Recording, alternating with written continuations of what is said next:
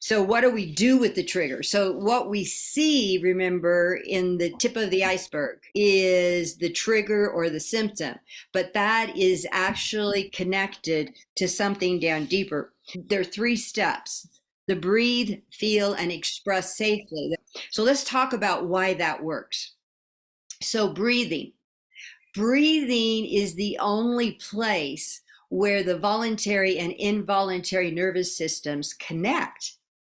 And so breathing, we can manually control our breathing, but your heartbeat, your all the unconscious, very foundational autonomic system functions, we can't manually control, unless maybe you're some yogi who's been, meditating for years and can slow their heartbeat, that kind of thing. But most of us are not there, the majority.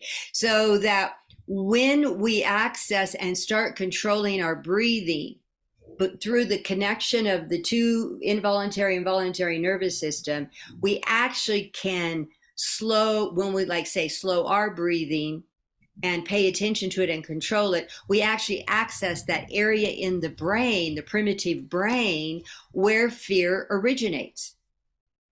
And it's very hard manually because it's nonverbal. It's a nonverbal area of the brain. And so the very first thing is to totally focus attention on breathing and to control the breath in some different way.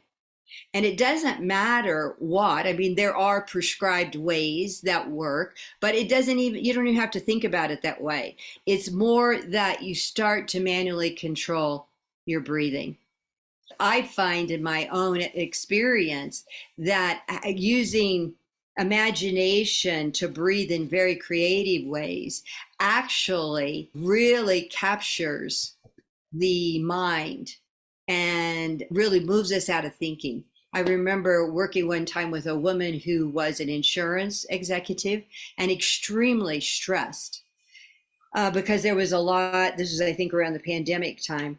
And when I asked her to focus on her breathing and to imagine, first of all, breathing in through the top of her head and out through her belly, and then to breathe through her head down out through her eyeballs.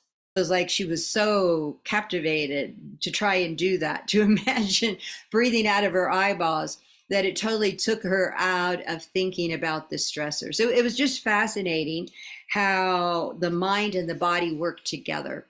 So that's the breath is very important in the beginning because it accesses the anxiety. So it actually works with panic attacks as well.